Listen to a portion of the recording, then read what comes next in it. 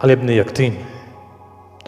They say that one day, one of the Shia bazaris from Baghdad came to see him. Ali ibn Yaqtin, for whatever reason, must have been tired that day, didn't realize. He didn't answer his call, sent him away. That year they say Ali ibn Yaqtin goes to Hajj.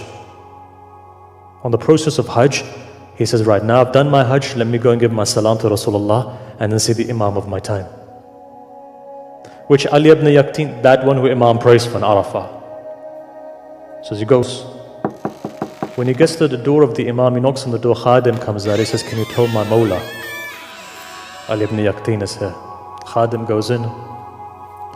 Khadim comes out again and he says something. He says, Imam has said to me to not let you in. He said, but did you tell Ali ibn Yaqtin the wazir? Right? He says, I told him, but the Imam doesn't want to let you in. Ali ibn Yaqtin says, my entire feet collapsed. My heaven and earth just disappeared. My Imam doesn't want to see me. Everything collapsed. He says, at that moment, I couldn't even walk back. So I sat down outside the door of the Imam. He said, I'm not going to move from here until my Imam doesn't come out. Maybe I can ask him what the problem is. Day turned into night, night turned into day. Second day, they say Imam came out. Ali ibn Yaqtin gives salam, Imam replies, he says, Mawla, have I done something wrong? He says, yes, you have. He said, what was it? He said, you sent one of my Shias away. He fell on his feet. He says, forgive me, Mawla. He says, forgive me. He says, you sent one of my Shias away. Remember this. When the hadith says that the Shias are like the children of the Imam, believe me, you're like the children of the Imam. I'm not talking about Salman, I'm talking about all of you. You're the Shias of the Imam, right?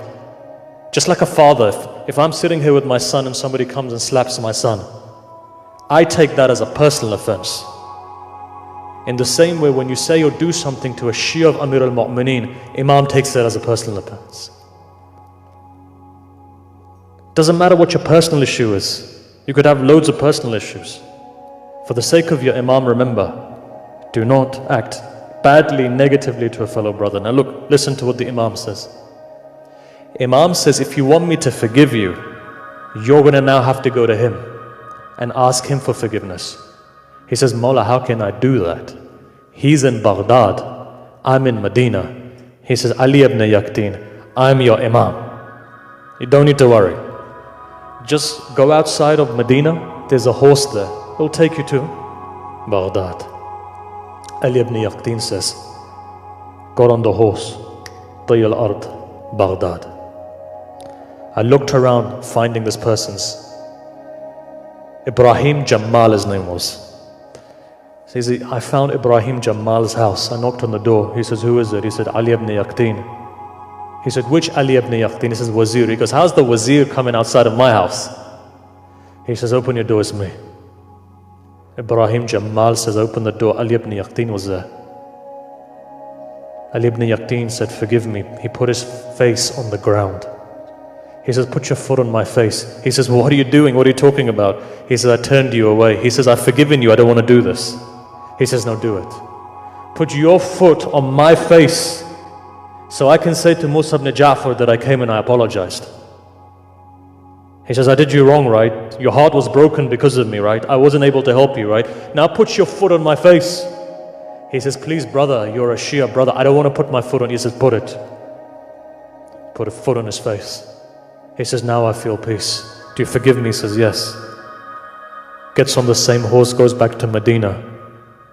Knocks on the door. Khadim comes out. Who is it? Ali ibn Yaqtin. Mawla says, come in, please. What does that tell you? Shall I tell you what that says? It says this. Don't ever leave the door of Ahlul Bayt. Ali ibn Yaqtin didn't.